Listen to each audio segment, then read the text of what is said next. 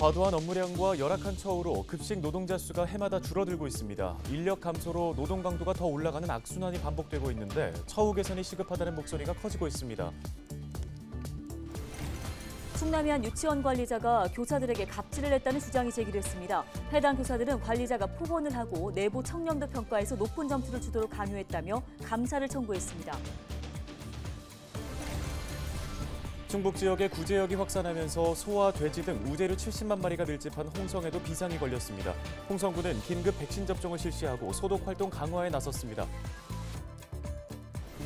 고향사랑기부제가 시행된 지 넉 달이 지났지만 여전히 많은 시민들이 제도에 대해서 알지 못하는 상황입니다. 인지도를 높이기 위해서 홍보 창구를 늘려야 한다는 지적의 목소리가 나옵니다.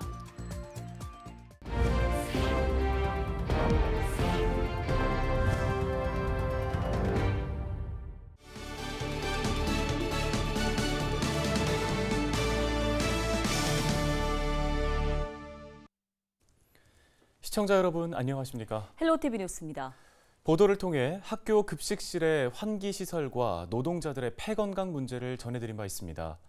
급식 노동자들은 임금과 처우에도 문제가 있다며 개선을 요구하고 나섰습니다. 정호석 기자입니다. 전국 급식 노동자 한 명이 평균적으로 맞는 음식 양은 145인분입니다. 한 명의 노동자가 쉴 경우 다른 사람의 일이 많이 늘어나다 보니 휴가를 쓰거나 병원에 가기란 쉬운 일이 아니라고 말합니다. 저희가 가장 필요한 거는 배치 기준 하향입니다. 지금 군대보다도 더 높은 배치 기준을 가지고 있는데요. 또 이들이 받는 평균 기본급은 세후 약 190만 원으로 최저임금보다 낮은 금액입니다. 올해 이제 최저임금이 200만 원이 넘잖아요. 또 동일한 직종인데도 다른 급여를 받고 이런 게 너무 많다 보니까 뭐 기본급이 최저임금도 안 되는 급여고. 상황이 이렇다 보니 일을 그만두는 사람이 많습니다. 급식 노동자의 자발적 퇴사 비율은 2년 새 15%가 늘어 지난해에는 2명 중 1명이 자발적으로 그만뒀습니다. 반면 신규 지원자는 줄었습니다. 지난해 급식 노동자 채용 예정 인력 4천여 명 가운데 21%가 미달했습니다. 충남 지역의 미달률은 약 45%에 달했습니다. 퇴사자는 늘고 채용은 줄다 보니 노동자들의 업무 강도는 더욱 높아지고 있습니다. 신규 채용자가 들어와도 한 달을 못 채우는 경우가 참 많고요. 미달 사태도 이미 벌어지고 있는 상황이고요. 그래서 기존의 근무자들이 다시 그 악순환이 돌아가는 거죠. 신규 채용이 안 되는 상황이고 하니까 지금 점점 더 업무 가중이 더 심해지고 있어요. 충남교육청은 문제 해결을 위해 지난해 대체 전담 인력 거점학교 2곳을 시범 운영했습니다.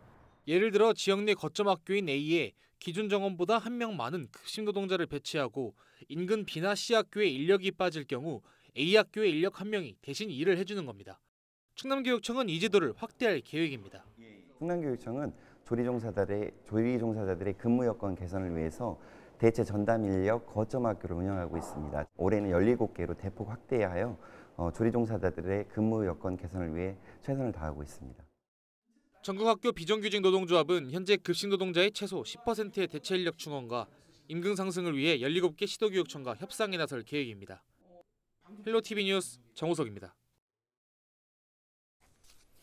충남의 한 유치원 관리자가 교사들에게 갑질을 했다는 의혹이 제기됐습니다.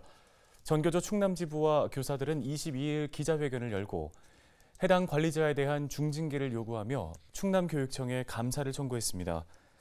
이들은 관리자가 특정 교사를 전체 교사들 앞에서 비난하고 내부 청렴도 평가에서 높은 점수를 주도록 강요하는 등 교육 활동을 위축시키는 발언과 행동을 서슴지 않았다고 주장했습니다.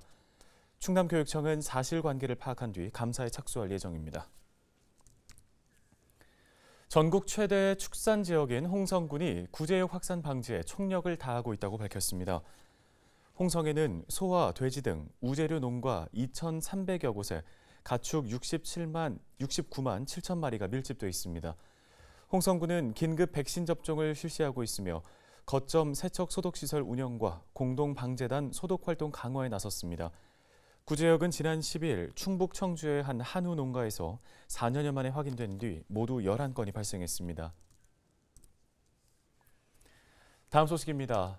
고향사랑 기부제가 시행된 지 넉 달이 넘었습니다. 각 지자체들이 적극적으로 홍보에 나서고 있지만 아직도 시민들이 모르고 있는 분들이 많습니다. 네, 인지도를 높이기 위해서는 홍보 창구부터 늘려야 한다는 지적이 나오는데요. 전소연 기자가 전해드립니다. 올해 1월부터 시행된 고향사랑 기부제. 자신의 주소지가 아닌 다른 지역에 기부하면 세액공제를 받을 수 있습니다. 연말정산 때 기부금 10만 원까지는 전액, 10만 원 초과분은 16.5%입니다. 또 지자체로부터 기부금액의 30% 이내에서 지역 특산품을 답례품으로 받습니다. 인구 감소로 재정 자립도가 약해지는 지역에 도움을 주기 위해 도입한 제도입니다. 때문에 지자체마다 기부자를 늘리기 위해 홍보에 열을 올리고 있습니다. 주로 TV 광고나 지하철 광고를 통해 타 지역 주민에게 기부를 독려하는 방식입니다. 유명 인사의 기부 사례를 알리며 홍보에 나서기도 합니다. 도민회 등 그 출향단체를 동원해서 그 서포터즈를 좀 구성을 했고요.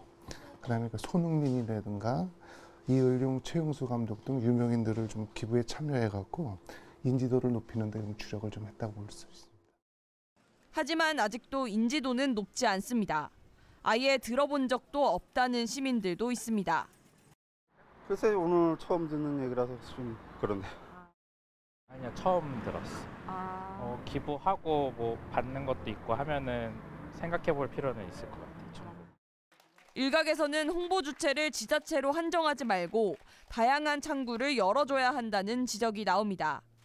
우리나라보다 먼저 고향세를 도입한 일본의 경우에는 민간이 나서서 모금을 기획해 고향세에 대한 인지도를 높이고 기부를 활성화하고 있습니다. 우리나라에서도 사회적 기업이 민간 플랫폼을 만들고 지자체와의 협력에 나섰지만 행정안전부의 제재로 중단된 상황입니다. 오로지 정부의 고향사랑 이음 홈페이지를 통해서만 모금을 해야 한다는 이유에서입니다. 일본 같은 경우가 다 민간 사이트에서 홍보를 해서 거기에서 그 유치를 해주고 많이 유치하면 많이 유치할수록 민간에 돌아가는 포션이 크니까 거기서 적극적으로 지역 홍보를 하고 고향을 살리고 지역 균형 발전도 이룰 수 있는 고향사랑 기부제. 열린 생각과 규제 완화가 필요해 보입니다. 헬로티비 뉴스 전소연입니다.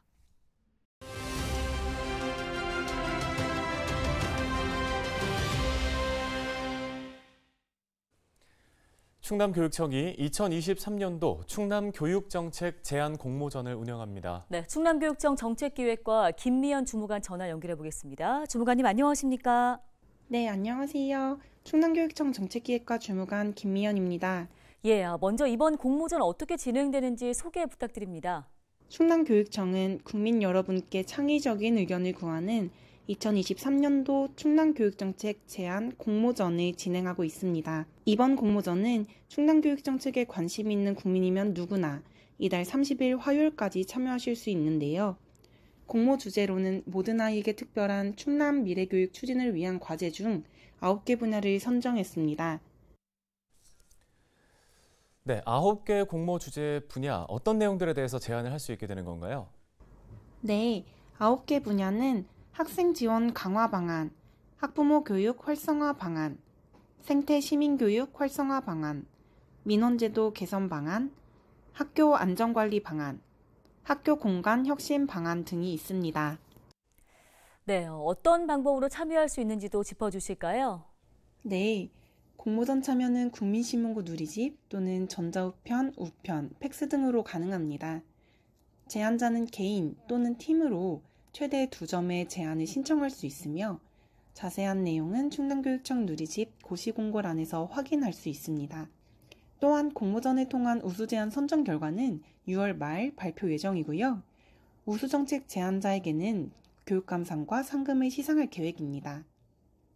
마지막으로 교육공동체의 관심과 소통이 충남 교육 발전의 원동력이 되는 만큼 관심 있는 모든 분들의 많은 참여를 부탁드립니다. 네, 오늘 소식은 여기까지 듣겠습니다. 충남교육청 정책기획과 김미연 주무관이었습니다.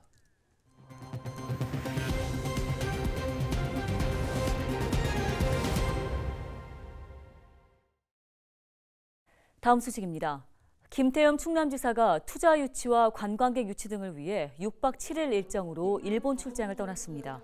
김 지사는 22일 구마모토현에 위치한 반도체 기업의 공장 건설 현장을 방문해 도정 접목 방안을 모색했습니다. 또 구마모토현의 공장 유치 비결과 공장의 인력 공급 방식 등을 살펴봤는데요. 김 지사는 구마모토와 오사카, 도쿄 등을 돌며 충남 지역 축제 홍보와 교류 확대 등을 논의한 뒤 오는 27일에 귀국할 예정입니다. 서산시가 어린이 보호구역을 한눈에 알아볼 수 있도록 주변에 노란색 횡단보도를 설치했습니다.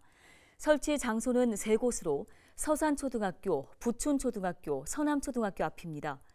노란색 횡단보도는 어린이 보호구역의 교통안전을 위해 마련됐으며 서산시는 시범 운영을 거친 뒤 확대 설치 여부를 검토할 방침입니다. 21일 저녁 8시 20분쯤 당진 읍내동의 한 고깃집에서 불이 났습니다. 이 불로 손님과 직원 50여 명이 대피했으며 다행히 인명피해는 없었습니다. 불은 건물 내부와 송풍기 등 집기류를 태워 1억 5천만 원 상당의 재산 피해가 났습니다. 경찰과 소방당국은 연통에서 불이 시작될 가능성에 무게를 두고 정확한 화재 원인을 조사 중입니다. 충남선거관리위원회가 내년 제22대 국회의원 선거를 앞두고 공정선거 지원단을 모집합니다. 공정선거 지원단은 정치관계법 안내와 위법행위 예방, 단속 활동 등을 지원하는 역할을 맡게 되는데요. 지원자는 다음 달 1일부터 9일까지 근무를 희망하는 지역선거관리위원회에 지원서를 제출하면 됩니다. 오늘 저희가 준비한 소식은 여기까지입니다. 네, 시청해주신 여러분 고맙습니다.